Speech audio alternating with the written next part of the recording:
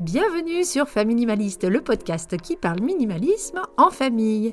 En solo et dès la semaine prochaine en duo, je partage avec vous méthodes, astuces et réflexions pour vivre une vie concentrée sur l'essentiel et débarrassée du superflu.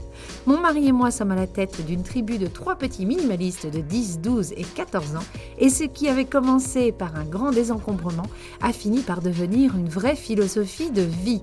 Tant et si bien que je me suis intéressée au sujet, je me suis formée au désencombrement et je suis maintenant home organizer certifié. J'accompagne les familles dans leur désencombrement pour se simplifier leur quotidien. Dans l'épisode d'aujourd'hui, je vais vous parler de ce que j'aime appeler le culte des trucs, le culte des objets. C'est quoi le culte des objets ? Quelles en sont les causes et surtout quelles en sont les conséquences ? Les conséquences sur notre intérieur, mais surtout sur notre bien-être. J'évoquerai également quelques pistes pour sortir de ce culte des objets. Vous pourrez retrouver la fiche méthode de l'épisode pour aller un petit peu plus loin dans votre réflexion dans la description. Allez, c'est parti pour l'épisode du jour. Comme je vous le dis depuis le début de ce podcast, être minimaliste, c'est trouver son essentiel et se débarrasser du superflu, qu'il soit matériel ou autre. J'en parle notamment dans l'épisode sur l'emploi du temps minimaliste. Si le minimalisme n'est pas un mouvement nouveau ni subversif, il s'oppose néanmoins à un mouvement sociétal d'ampleur depuis la fin du 19e siècle que j'aime appeler le culte des trucs. D'autres l'appelleront la société de consommation, moi je l'appelle le culte des trucs. J'ai 42 ans et depuis que je suis née, je suis bombardée, tout comme vous, de publicités, d'injonctions marketing et je suis sujette à la pression extérieure de toujours avoir plus, de montrer toujours plus. C'est pour ça qu'aujourd'hui je voulais parler de ce culte des trucs, des effets qu'ils peuvent avoir sur nous quand on s'y plie et de ce qu'on peut faire pour s'en détacher, pour vivre mieux avec moins. Alors le culte des trucs, c'est quoi ? En fait, ça regroupe plusieurs choses. Je le définis comme le fait de donner plus d'importance qu'il n'en faudrait ou qu'il n'en mérite aux objets qui nous entourent. En fait, c'est le fait de surinvestir les objets, de leur accorder des propriétés qu'ils n'ont pas. Par exemple, c'est le fait de penser que le fait de posséder telle ou telle chose, tel ou tel objet, permettent d'influencer l'image que l'on renvoie aux gens. Et d'une certaine manière, c'est vrai jusqu'à certains points. On juge beaucoup les gens sur leur voiture, leurs vêtements, leurs montres, etc. Et on se base sur ces objets pour tirer des conclusions sur leur niveau de vie, leur niveau d'études, voire même leur personnalité. Je suis d'ailleurs la première à le faire. Il suffit qu'un 4x4 me double à toute allure sur une route de campagne pour que je décide que cette personne se la raconte, que c'est sûrement une personne débordée mais égoïste car elle ne fait pas attention aux autres avec sa conduite, ni à la planète avec son 4x4. Bref, vous voyez un peu le genre. Je suis la première à juger sur les objets. Promis, j'essaye de changer. Mais en tout cas, si on juge sur les objets, ça veut bien dire qu'on pense que les objets envoient un message sur nous et qu'en ayant tel ou tel objet, on peut contrôler ce message. Le culte des objets, c'est aussi le fait de ne pouvoir se débarrasser de rien par peur de manquer, peur d'oublier, peur de se tromper. Et quand c'est le cas, c'est quand même accorder beaucoup de pouvoir à un objet. Vous imaginez, on a un objet, il a tellement de pouvoir sur nous qu'on n'arrive même pas à s'en débarrasser. Et ce, même si on sait très bien que ces objets sont devenus inutiles, qu'ils n'ont plus la bonne taille, bref, qu'on n'en a plus besoin. Pourtant, on les garde. Comme quoi, les objets peuvent vraiment avoir un gros pouvoir sur nous. Ils nous font même croire que c'est grâce à eux qu'on peut se souvenir de telle ou telle personne ou de tel ou tel événement dans notre vie. Comme si le cadeau de notre meilleure amie était la seule manière de se souvenir d'elle ou comme si, en jetant des vieilles cartes d'anniversaire envoyées par nos grands-parents, on oublierait tous ces souvenirs, voire même leur existence. Dans le cadre des objets sentimentaux, on pense que c'est l'objet lui-même qui nous fait nous souvenir de telle ou telle personne ou tel et tel événement, alors qu'on sait très bien que les souvenirs sont en nous. Mais on surinvestit tous ces objets-là et on les garde. Voire même, on cherche à en acheter toujours plus. Le culte des objets, c'est surtout de croire que tel ou tel achat nous rendra heureux ou nous facilitera la vie. Là encore, c'est donner beaucoup de pouvoir à ces objets. Prenez par exemple les iPhones qui coûtent le prix d'un mois de loyer. Si notre société n'élevait pas ces objets au rang de culte, jamais ils ne s'en vendraient autant à des prix exorbitants. Avant, un téléphone, c'était un téléphone. Mais grâce à Apple, on nous a appris qu'un téléphone nous permettait de créer du lien, d'être efficace, de nous divertir. Et qu'en plus, si on en avait un à la pointe de la technologie, on faisait partie des gens super cool, on faisait partie de l'élite, des gens choisis du club restreint des fans d'Apple. Les marques marques sont d'ailleurs très fortes et elles savent élever certains de leurs produits au rang de culte pour pouvoir mieux nous les vendre. Je pense par exemple à cette obsession qu'on a tous collectivement, ou en tout cas que beaucoup de gens ont pour leurs chaussures de sport, leurs sneakers, avec toutes ces éditions limitées faites par tel ou tel rappeur ou tel sportif. Il y a quelques années, des chaussures de sport, c'était juste des chaussures de sport, et maintenant, non, d'avoir cette paire de chaussures, qu'il ne faut d'ailleurs surtout pas porter, parce que sinon elles perdraient en valeur, et ça nous fait rentrer dans un club un peu exclusif, ça donne une bonne image de nous. Bref, on aime ce que cela raconte de nous. Alors, quel problème peut nous poser ce culte des objets, au final? On a le droit d'aimer avoir des collections en tout genre, on a le droit d'aimer d'être entouré de plein d'objets. Alors oui, certes, on peut, mais déjà, si on croit en la magie des objets, en leur capacité de nous rendre heureux, de nous transformer, de nous divertir, bref, d'améliorer notre vie, on en voudra souvent toujours plus. Et c'est dans le toujours plus qu'il commence à y avoir un problème. Alors oui, forcément, je prêche pour ma paroisse, je suis minimaliste. Mais j'y crois vraiment, plus on en veut, plus ça pose de problèmes. Le premier problème est évident, il est physique, c'est le risque de débordement. Plus on en veut, plus on en a, plus ça déborde chez nous. Et merci la charge mentale pour s'en occuper, pour les entretenir. Parce que oui, plus on a d'objets qui nous entourent, plus on doit passer du temps à s'en occuper. Le deuxième risque auquel on peut penser très vite est un risque forcément financier. On achète à crédit des choses secondaires, des choses dont on n'aurait pas forcément besoin. On dépense de manière compulsive. Et forcément, si on en veut toujours plus et qu'on fait chauffer un petit peu trop la carte bleue, ça peut poser des problèmes.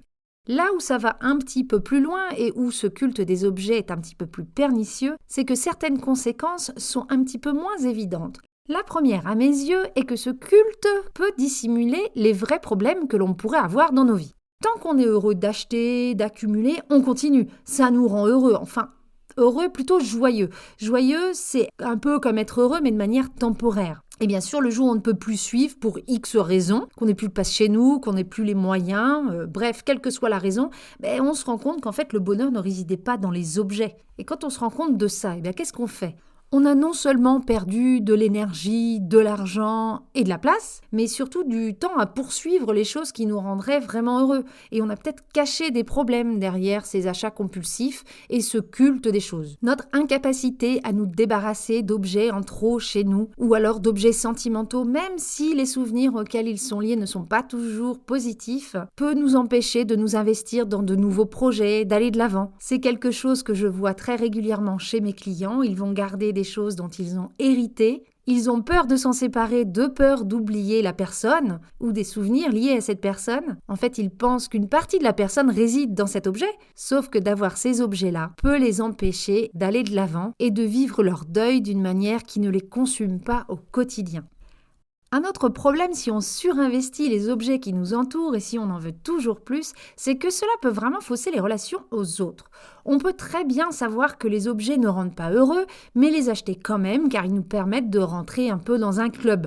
Celui des pros de la technologie, des personnes super stylées, des collectionneurs, etc. Et si on pense que pour créer un lien ou un rapport avec les autres, il faut se mettre à niveau avec eux en termes d'équipement, non seulement ça peut être compliqué financièrement, mais en plus, ça nous empêche quelque part d'être nous-mêmes, d'assumer, de faire confiance à notre entourage. Oui, ils m'aimeront bien, ils voudront quand même bien passer du temps avec moi si je ne porte pas le dernier petit créateur à la mode ou si j'ai pas de bras zéro chez moi parce que cette année, c'est la mode du bras zéro.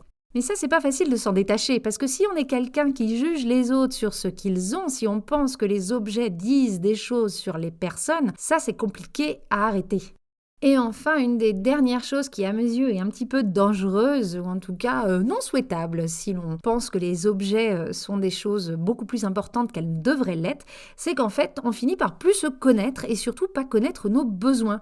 On achète par réflexe, on garde par peur, et en fait, on ne se pose même plus la question de pourquoi telle ou telle chose est dans notre vie et ce qu'elle nous apporte. Et c'est important de savoir ce que les objets nous apportent. Personnellement, je pars du principe qu'un objet doit nous servir et ce n'est pas à nous d'en devenir l'esclave.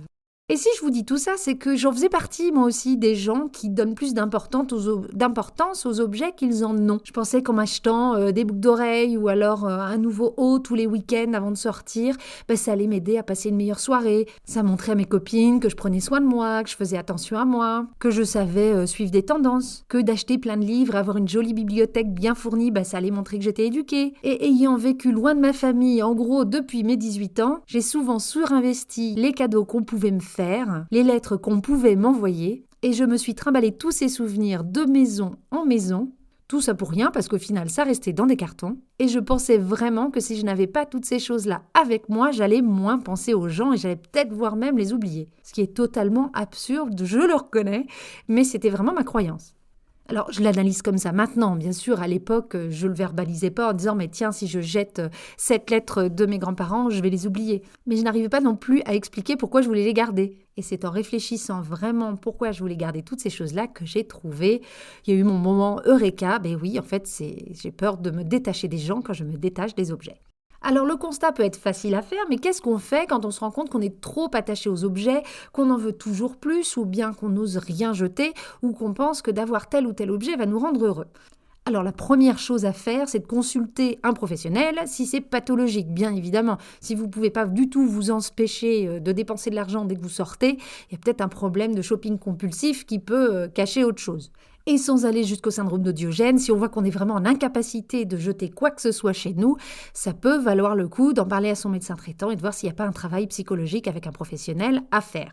Donc moi, je ne vous parle pas des cas pathologiques, je vous parle du culte des objets de tout à chacun, de vous, de moi, qui sommes influencés par le marketing ambiant dans lequel on baigne depuis notre naissance. Alors que faire ? En premier lieu, voir les objets pour ce qu'ils sont, c'est-à-dire un agglomérat de matériaux faits par des humains pour nous servir et non l'inverse. Mon téléphone est mon esclave et non l'inverse. Remettre vraiment l'église au milieu du village, comme on dit. Un objet, ça reste que ça, un objet. Pas besoin de le surinvestir.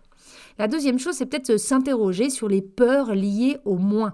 Pourquoi on a peur d'en avoir moins, voire peu, et de s'y confronter, d'en parler, et de voir si nos peurs sont justifiées et si c'est réaliste. Moi, c'est ce que j'ai fait avec les objets sentimentaux. Je me suis rendu compte que certaines peurs étaient totalement irréalistes.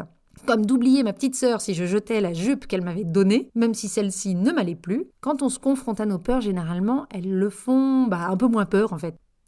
Une autre technique, et c'est quelque chose que j'ai fait assez tôt au final dans ma démarche minimaliste, c'est faire, et on l'a fait avec mon mari, on l'a fait tous les deux, faire la liste des choses qui nous apportent du bonheur dans la vie et voir que peu de ces choses-là nécessitent des objets. En tout cas, ne nécessitent pas que l'on possède des objets. Si tu aimes lire, tu peux te faire prêter des livres ou tu vas à la bibliothèque. Si tu aimes passer du temps avec tes amis, tu n'as besoin d'aucun objet en fait pour ça. Tu aimes jouer avec tes enfants, pas besoin d'habiter chez King Jouet, tu peux faire des cabanes avec des coussins, jouer à cache-cache, bref, il y a plein de trucs qu'on peut faire sans objet. Donc pensez à ce qui nous apporte vraiment du bonheur et se concentrer là-dessus. Et enfin, une des choses qu'on peut faire, et ça je le fais plus avec mes clients, c'est pas quelque chose que j'ai fait personnellement, moi je me suis lancée tout de suite tête baissée dans le désencombrement, c'est de se tester en fait, de se lancer des challenges pour voir si on obéit à ce culte des objets ou non. Par exemple, des choses comme est-ce que je suis capable de passer un mois sans rien acheter du tout ? Alors, par l'alimentaire, elle n'est pas crevée de faim. Mais un mois sans acheter de nouveaux vêtements, de nouveaux trucs de bricolage, de nouveaux... bref, vous voyez ce que je veux dire. Un autre challenge qu'on peut se donner, c'est de se séparer d'un objet par jour pendant un mois. Ce genre de choses nous fait réfléchir à nos rapports aux objets, en fait. Si on voit que ça coince, en soi, un mois sans rien acheter de neuf, sans rien acheter de nouveau, c'est pas dingo. Si on voit que ça coince vraiment, on peut peut-être se poser des questions justement sur nos rapports au shopping et aux objets en général. Donc voilà, je vous propose ces 2 petits challenges, à vous de voir si vous avez envie de les relever ou d'en relever d'autres que vous vous seriez fixés vous-même. On arrive doucement à la fin de cet épisode et j'aurais voulu vous laisser sur cette réflexion qui est plutôt destinée aux parents. C'est une réflexion que je me suis faite moi-même à propos de mes propres enfants. On veut que nos enfants aient la valeur des choses. Et souvent, quand on parle de valeur, on parle de valeur monétaire. On aimerait qu'ils sachent que telle ou telle chose est trop chère, pas assez chère, pas de bonne qualité, ce genre de choses. Mais est-ce que nos enfants n'auraient pas plus à y gagner que de savoir quelle valeur dans leur vie tel ou tel objet peut avoir ? Qu'ils se rendent compte qu'un vieux doudou tout pourri aura toujours plus de valeur à leurs yeux que la dernière Nintendo, que les objets doivent nous servir, nous apporter de la valeur dans nos vies, mais en aucun cas on doit en devenir esclave, et ce, quelle que soit la valeur monétaire. C'est fini pour l'épisode d'aujourd'hui, j'espère qu'il vous aura plu. Si c'est le cas et que vous aimez le podcast, la meilleure manière de me soutenir dans sa création est de lui mettre des cœurs et des étoiles sur vos plateformes d'écoute. Ainsi, il est mieux référencé et donc plus facilement trouvable par d'autres auditeurs. Dans la description de l'épisode, vous retrouverez la fiche méthode avec des pistes de réflexion pour vous aider à appliquer les concepts que j'ai pu développer dans ce podcast. Vous trouverez aussi les adresses de mes réseaux sociaux, celui de Famille Minimaliste, la page Instagram du podcast, celui de famille.o.suisse qui est ma page professionnelle, toujours sur Instagram, ainsi que ma page Facebook. Vous pouvez télécharger ma liste de tri qui vous guide pièce par pièce sur quel objet garder, jeter ou donner. Ça, c'est si vous voulez commencer vers le minimalisme par un grand désencombrement. Et je vous laisse également mon adresse email si vous avez envie de m'envoyer un message plus long. La semaine prochaine, j'aurai une invitée avec nous qui nous parlera garde-robe minimaliste. Donc restez à l'écoute. Je vous dis à très bientôt et en attendant, n'oubliez pas, vivre avec moins, c'est vivre avec mieux.